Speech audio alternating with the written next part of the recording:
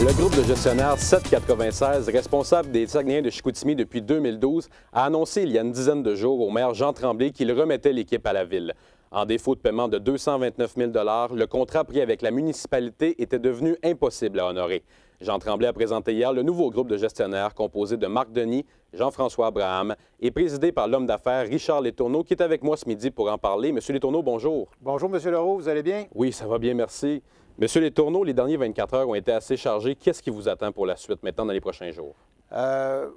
Qu'est-ce que l'on a à faire présentement, c'est un petit peu de se mettre au courant de tout ce qui se passe au niveau administratif. Comme ce matin, on a rencontré le personnel. On a commencé à rencontrer le personnel ce matin.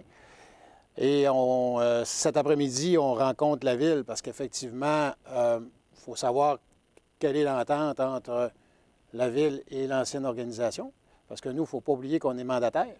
Mais il faut quand même savoir, effectivement, c'est quoi, quel va être exactement, on commence avec quoi au juste, dans le fond.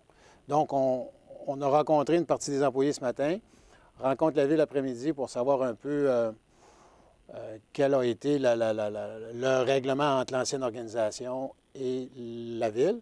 Demain, on va continuer à faire le tour au niveau administratif.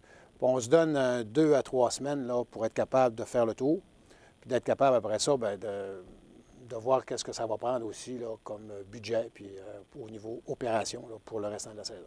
Et à première vue, Jean Tremblay hier avait un ton un peu alarmant en conférence de presse. Est-ce que vous croyez que les partisans ont raison d'avoir une inquiétude à propos de la santé financière de l'équipe?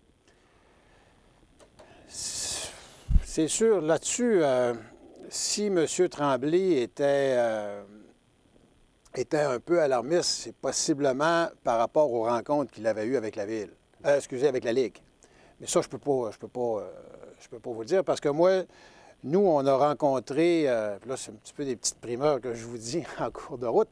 On a rencontré M. le maire, nous seulement. Moi, j'ai eu un téléphone de M. le maire me disant, bon, bien, Richard, Saguenayens, on est mal pris un peu. Est-ce que tu peux aller faire, est-ce que ça te tente de vivre cette expérience-là?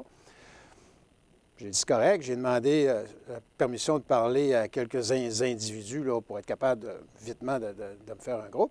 C'est comme ça que j'ai parlé avec Jean-François et avec Marc.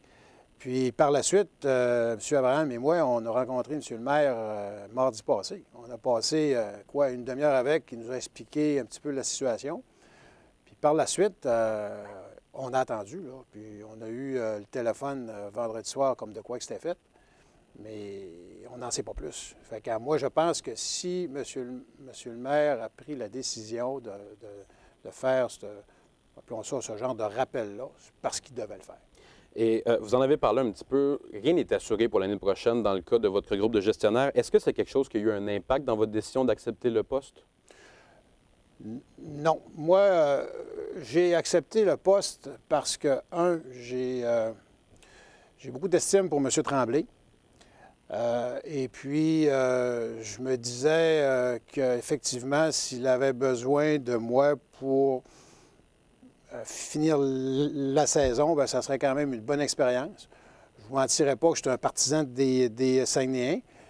Je suis fier de l'organisation des Saguenayens du club, mais c'est sûr qu'avec ce qui se passait dans les dernières années, bien, c'était pas plaisant pour les partisans. Donc, effectivement, bien, moi, c'était une belle expérience. Puis, je suis un gars qui aime bien s'impliquer.